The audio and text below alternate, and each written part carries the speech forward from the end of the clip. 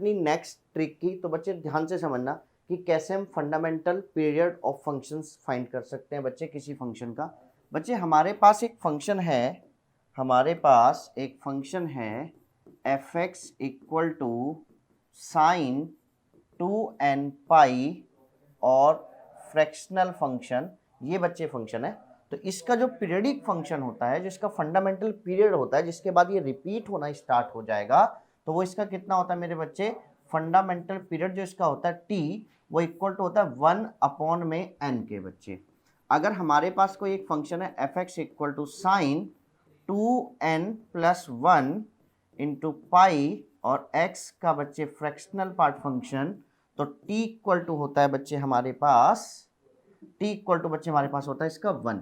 अब देखना बच्चे बड़े ध्यान से, फंक्शन को समझना। एफ एक्स इक्वल टू हमारे पास एक फंक्शन है साइन 6x, है ना, और साइन 6x नहीं है, साइन 6 पाई और फ्रैक्शनल पार्ट फंक्शन, ये बच्चे हमारे पास है। तो इसका जो पीरियडिक फंक्शन होगा इसलिए कितना होगा 1/3 बच्चे, क्योंकि हम इसको क्या बोल सकते हैं 2 इंटू 3।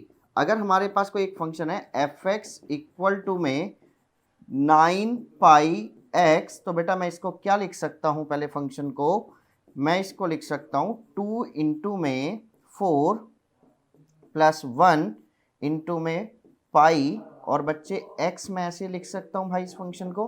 तो इसका पीरियडिक फंक्शन कितना हो जाएगा मेरे बच्चे 1। दैट्स क्लियर भाई, बात समझ में आ गई बच्चे।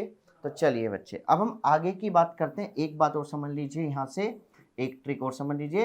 अगर एफ एक्स इक्वल टू मेरे बच्चे, अगर कोई भी एक फंक्शन है, if f x is a function, if fx is a function whose fundamental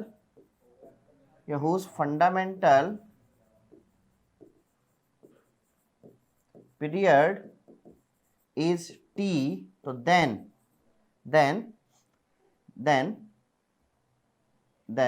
the function, तो then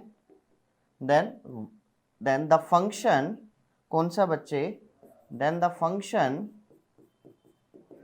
1/में f x and under root f x, the fundamental period is also क्या होगा मेरे बच्चे, टी होगा।